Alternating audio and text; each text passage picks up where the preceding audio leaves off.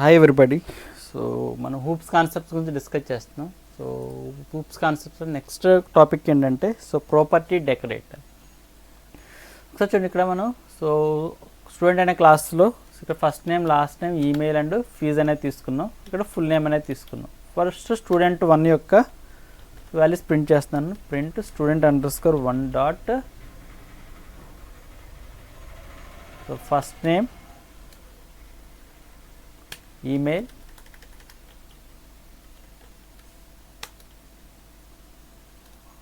Full name,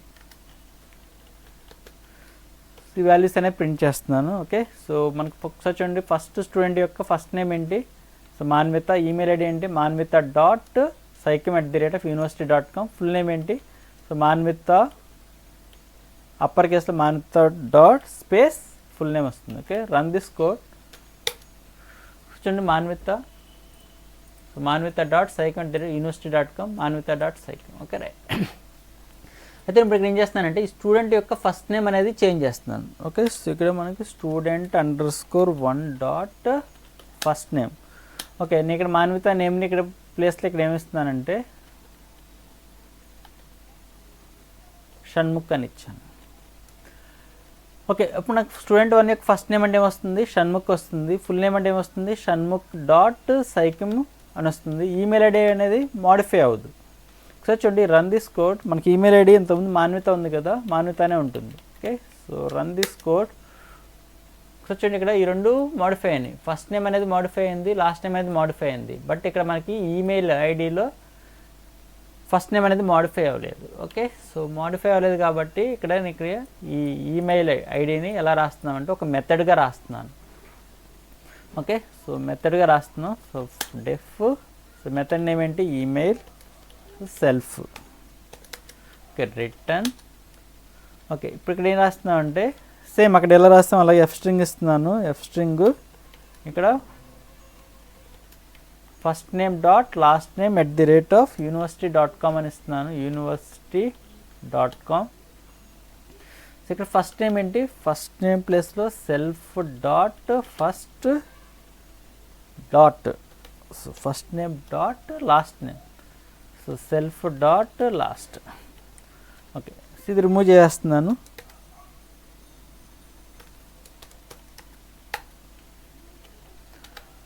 okay, ఇప్పుడు చూడండి, ఈ కోడ్ కంపైల్ చేస్తే కోడ్ రన్ అవుతుంది.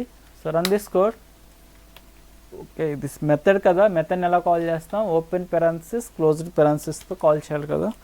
అప్పుడు ఇక్కడ నుంచి మనకి స్టూడెంట్ 1 అంటే ఫస్ట్ ఇన్స్టెన్స్ స్టూడెంట్ కదా, ఇక్కడికి వెళ్ళి ఈ మెథడ్ అనేది ఎగ్జిక్యూట్ అవుతుంది. సో అవుట్పుట్ వస్తుంది Shanmukh dot psychem@university.com. Shanmukh dot psychem@university.com. Okay, right. అయితే మరి ఇక్కడ ఏంటంటే ఈ యొక్క method, this is method, this are the attributes. ఇప్పుడు మనం ఈ మెథడ్స్ని ఒక యాట్రిబ్యూట్లో కాల్ చేయాలి. అంటే మనం ఇక్కడ ఈమెయిల్ అని కాల్ చేయాలి. ఈమెయిల్ అని కాల్ చేయాలంటే ఇక్కడ సో ప్రాపర్టీ డెకరేటర్ అనేది యూజ్ చేస్తాం. అంటే దీన్ని ఒక సో ప్రాపర్టీగా యూజ్ చేయాలి.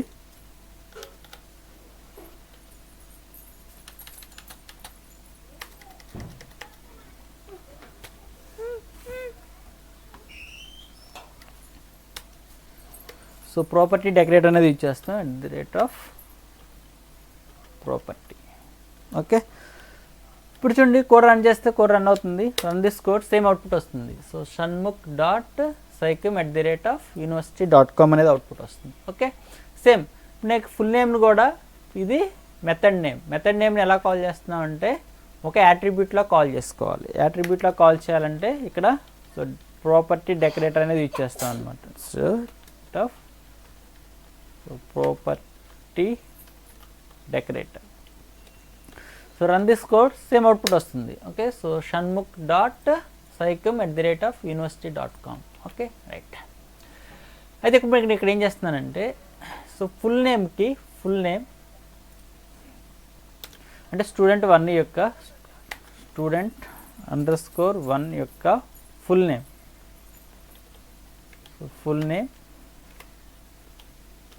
ఈజ్ ఈక్వల్ టు ఇక్కడ ఏమిస్తుందంటే షణ్ముఖ్ స్పేస్ psychem అని ఇస్తున్నాను.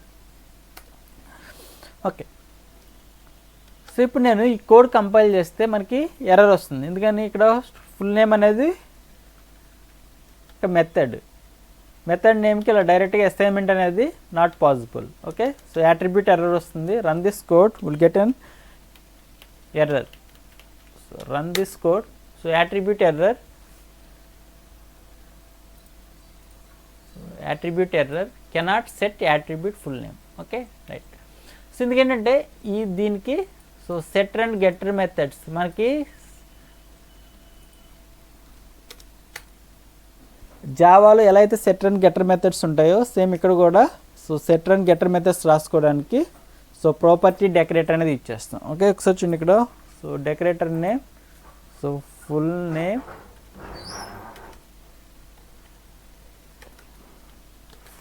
Dot setter. ఓకే, ఇక్కడ def function name is same name. పక్క నేమ్ ఏంటి? ఫుల్ నేమ్ కదా, ఫుల్ నేమ్. ఓకే, ఇక్కడ ఏం సెట్ చేయాలి ఒకసారి చూడండి. ఇక్కడ షణ్ముఖ్ వర్మ అని ఇచ్చాను కదా, ఈ వాల్యూ వెళ్ళి ఇక్కడ స్టోర్ అవుతుంది. ఫస్ట్ పారామీటర్ ఏంటి? Self comma some name. So name అని తీసుకుంటున్నాం. ఇప్పుడు చూడండి, నా నేమ్లో ఉన్నదాన్ని స్ప్లిట్ చేస్తున్నాను. First name, so first comma last is equal to name dot there is a free defined method ఉంది కదా స్ట్రింగ్లో, స్ప్లిట్ ఆఫ్. దేంతో స్ప్లిట్ చేస్తున్నా అంటే స్పేస్. అంటే మనకు నేమ్లోకి షణ్ముఖ్ స్పేస్ సైకమ్ అనేది వస్తుంది. దాన్ని స్ప్లిట్ చేశాను. ఇక్కడ మనకి self dot first is equal to first, so self dot last is equal to last. అంటే షణ్ముఖ్ అనేది సో ఫస్ట్ నేమ్లోకి వచ్చేస్తుంది. సో సైకమ్ అనేది లాస్ట్ నేమ్లోకి వచ్చేస్తుంది. ఓకే, ఇంతకుముందు కోడ్ రన్ చేస్తే ఎర్రర్ వచ్చింది కదా, ఇప్పుడు కోడ్ కంపైల్ అవుతుంది, రన్ అవుతుంది. Okay, so run this code. చూడండి,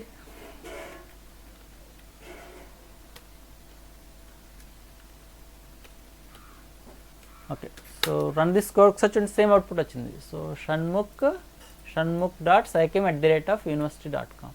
ఓకే, ఇప్పుడు నేను ఇక్కడ ఈ ప్లేస్లో మాన్విత స్పేస్ సైకమ్ అని ఇస్తున్నాను. So Manvitha space psychem. Okay, so run this code. So Manvitha first name, so email ID and full name. Okay, so ఇలా ఫుల్ నేమ్కి ఇలా ఇది సెట్ చేసుకోవచ్చు అనమాట. ఇప్పుడు దీన్ని గెట్ చేసుకోవచ్చు, లేకపోతే సో డిలీట్ చేసుకోవచ్చు. ఓకే, ఇప్పుడు నేను దాన్ని డిలీట్ చేస్తున్నాను. సో దానికి మనకి so property full name dot deleter. So deleter అనేది decorator. So def full name అనేది ఫంక్షన్ నేమ్, ఇక్కడ సెల్ఫ్. పారామీటర్ ఏమి ఇవ్వాల్సిన అవసరం లేదు. ఓకే, ఇప్పుడు మనం ఇక్కడ ఏం చేయాలి? ఇది ఎగ్జిక్యూట్ అయిందో లేదో తెలియడానికి ఒక మెసేజ్ ఇస్తున్నాను. ప్రింట్ సో నేమ్ డిలీటెడ్ అనే మెసేజ్ ఇచ్చి మన ఇక్కడ self dot first is equal to none, so self dot last is equal to none. Okay, ఇప్పుడు ఈ వాల్యూస్ సెట్ చేసాం కదా, అది డిలీట్ చేస్తున్నాను. సో డిలీట్ చేయడానికి ఫ్రీ డిఫైన్డ్ కీవర్డ్ ఉంది కదా, డిలీట్. అదేం డిలీట్ చేయాలనుకుంటున్నాం? Student underscore full name, student_1 dot full name. Okay, ఇప్పుడు దీని ఒక యాట్రిబ్యూట్గా వాడుకోవచ్చు అనమాట. ఓకే, సో కోడ్ రన్ చేస్తున్నాను. సో కోడ్ రన్ చేస్తే ఒకసారి చూడండి, నేమ్ డిలీటెడ్. ఓకే, అంటే సెటర్ గెటర్ ఎలా అయితే యూజ్ చేస్తామో అక్కడ మనకి సో ప్రాపర్టీ డెకరేట్ అనేది ఉంటుంది. ఒకసారి చూడండి, ఇక్కడ మనకి సో డేట్ టైం మాడ్యూల్ అనేది ఓపెన్ చేస్తున్నాను. Date time module, so edit ప్లస్లో ఓపెన్ చేస్తున్నాను. ఒకసారి చూడండి, మనకి ఇక్కడ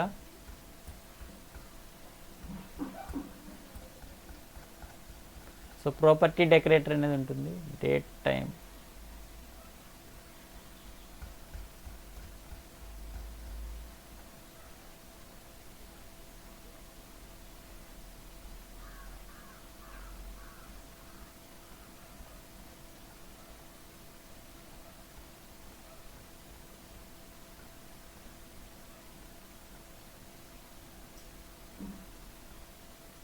ఒకసారి సో @ప్రాపర్టీ. సో ఇవన్నీ డెకరేటర్స్ అనమాట. Okay, So still you have any doubts, please ask in comment section. Thank you for watching. Okay, bye.